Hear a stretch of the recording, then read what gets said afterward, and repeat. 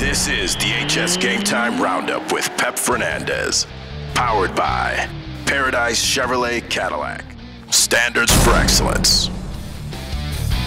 We're leading off the HS Game Time Roundup with the CIF Baseball Playoffs. I'm your host, Pep Fernandez.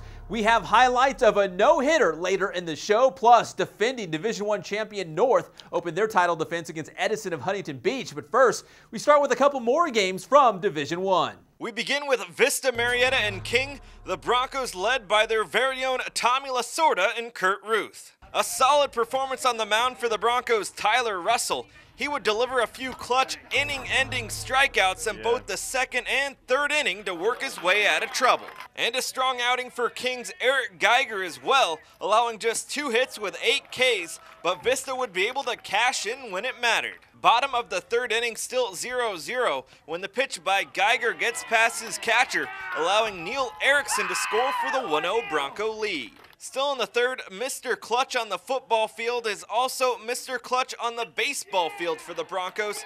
Tyler Rasa comes up with a 2-run single to the gap in right center, and Vista Murrieta hangs on to take the 3-1 first-round win over King. A rough day for Santiago in the first round against Temecula Valley. Golden Bears up 6-0 in the fifth. A great leaping catch by Santiago right fielder Corey Bruder, but that one's deep enough to score another run on the sac fly for Temecula Valley. Now in the sixth inning, the offensive onslaught continues for the Golden Bears. It's Jordan Cavazos with the RBI single to bring in his pal Jake Husky, pushing the lead to 8-0. Another run for Temecula Valley in the sixth as the pitch on the swing by Vince Mora rolls to the backstop, allowing the Golden Bears' Brock Atwell to come in to score. All Golden Bears today as they beat Santiago 11-0.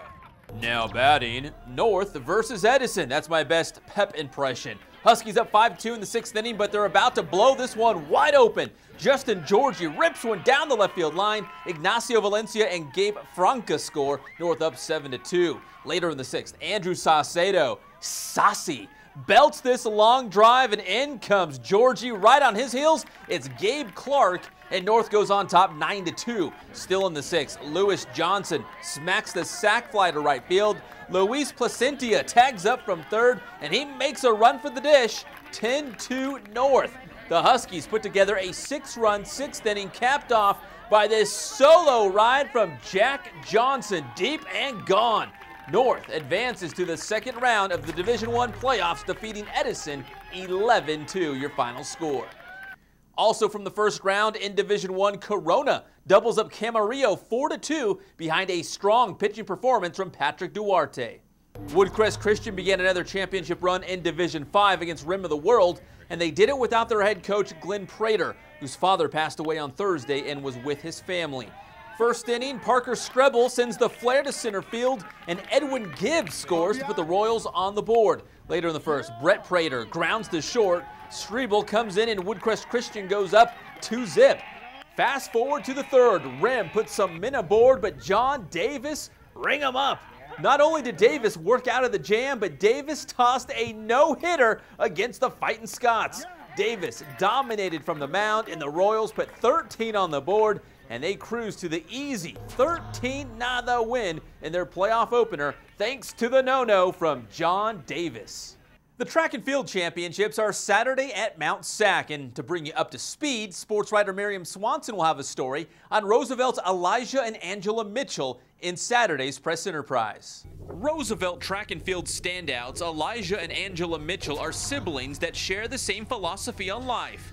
YOLO, you only live once. Elijah, a junior, and Angela, a sophomore, realize how precious life is when they were in a serious car accident this past October.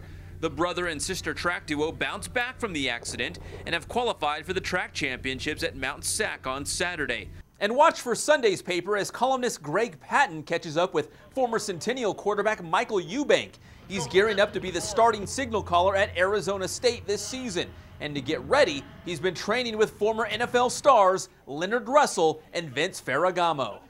It's definitely not easy, but I mean, you don't win anything that's too easy. He's a former Sun Devil, so I love working with Sun Devils. He knows what it takes to win, so I definitely am encouraged by working out with him.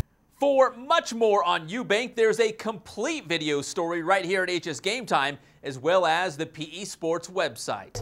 I'm Pep Fernandez for the HS Game Time Roundup.